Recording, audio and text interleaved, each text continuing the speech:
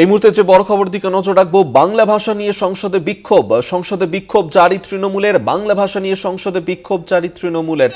সংসদ চত্বরে প্ল্যাকার্ড হাতে বিক্ষোভ দেখাচ্ছেন তৃণমূল সাংসদরা, সেই ছবি এই মুহূর্তে তুলে ধরছি।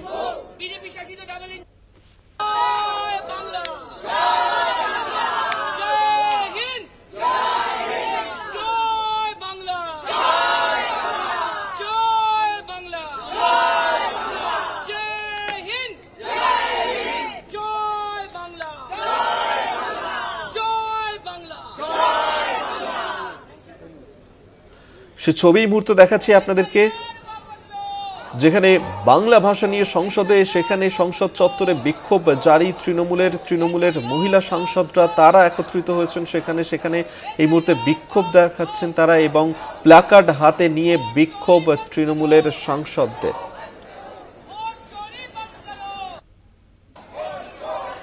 আমরা এই নিয়ে আরো বিস্তারিত জানবো। দুর্গাদাস বন্দ্যোপাধ্যায় আমাদের সঙ্গে টেলিফোনে রয়েছেন প্রতিনিধি।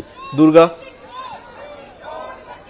একটা বিষয় খুব পরিষ্কার যে বাদল অধিবেশনের শুরুর প্রায় দিন থেকেই তৃণমূল কংগ্রেসের সাংসদরা একটা বিষয়ে অনড় রয়েছে। তারা বাংলা ভাষা, বাংলার সংস্কৃতি এবং বাঙালির উপর যে ধরনের আতঙ্ক এই বা আক্রমণ বিভিন্ন রাজ্যগুলোয় হচ্ছে, বিশেষ করে বিজেপি শাসিত রাজ্যগুলিতে যেভাবে বাংলা তথা বাঙালি বা বাংলা ভাষীদেরকে আক্রমণ করা হচ্ছে, তা সংবিধান বিরোধী শুধু নয়, দেশ বিরোধীও বটে।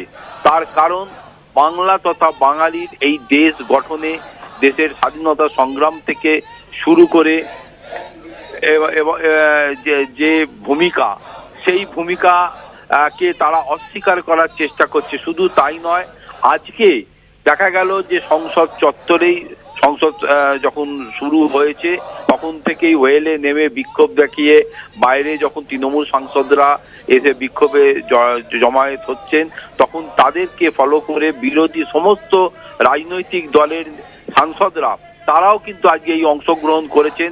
বাংলা তথা বাঙালির অপমান মানছি না, মানব না।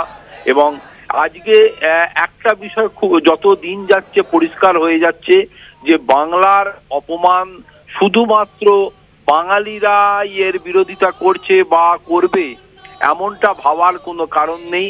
আজ যেভাবে সারা ভারতবর্ষের বিরোধী রাজনৈতিক দলের সাংসদরা তৃণমূল কংগ্রেস সাংসদদের পাশে এসে দাঁড়িয়ে তারাও একই সুরে সুর মিলিয়ে বাঙালির এই অপমানের বিরুদ্ধে সোচ্চার হয়েছে। আমরা কলকাতা টিভির পক্ষ থেকে ইতিমধ্যেই সেই বার্তা দিয়েছিলাম যে বাংলা তথা বাঙালির এই অপমান ভারতবর্ষের মানুষ কোনোদিন মেনে নেবে না। কারণ ভারতবর্ষের মানুষ এদেশের ইতিহাস, এদেশের সংস্কৃতি জানে এবং বাঙালিদের যে ভূমিকা, বিশেষ করে দেশের স্বাধীনতা সংগ্রামে তাদের যে ভূমিকা এবং তাদের যে আত্মবলিদান, আত্মত্যাগের যে লম্বা সুদীর্ঘ ইতিহাস রয়েছে, তাকে তারা কোনোদিনই অস্বীকার করতে পারবে না। বিগত দিনেও আমরা দেখেছি যে বিভিন্ন ক্ষেত্রে দেশ গঠনে এবং দেশের বিভিন্ন বিষয়ে বাঙালিদের একটা বড় অবদান, বাঙালিরা সামনের সারিতে থেকে সেই নেতৃত্ব প্রদান করেছে।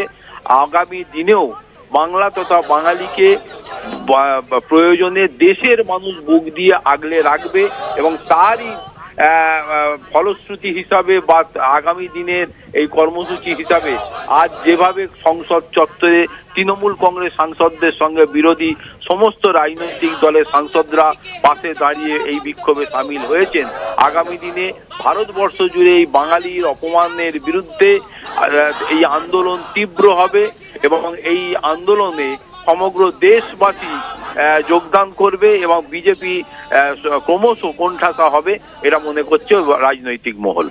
ধন্যবাদ দুর্গা তোমাকে। দুর্গাদাস বন্দ্যোপাধ্যায় আমাদের সঙ্গে টেলিফোনে ছিলেন প্রতিনিধি।